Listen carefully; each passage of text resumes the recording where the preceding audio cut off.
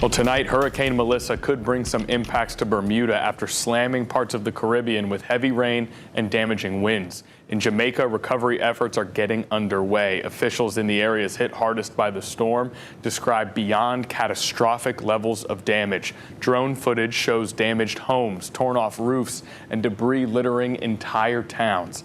About 77% of the country is currently without electricity.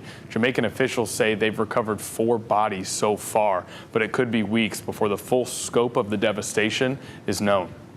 Melissa has left behind a trail of destruction in other Caribbean countries like Cuba. That's where we find Patrick Opman with more on the storm's impact.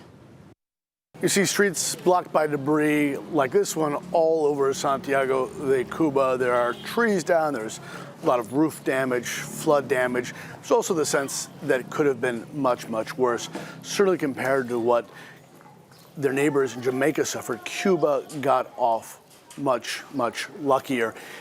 People had feared the storm would come and hit here like it did in Jamaica as a devastating Category 5 hurricane.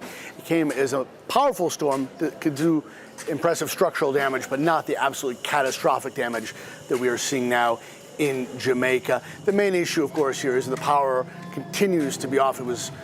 It's been off since before the hurricane. Already in places like Santiago de Cuba, the power system was so fragile, it was about off half the time on a regular day. The problem now is the longer the power is off, people's food begins to spoil, the tempers begin to flare. Over the summer, with some of the widespread power outages, we saw protests here in Santiago. That's something the Cuban government has very little tolerance for. They've asked people to be patient. Of course, though, the longer the hot days here go on and hot nights without power, patience begins to wear thin. Patrick Opman, CNN, Santiago de Cuba.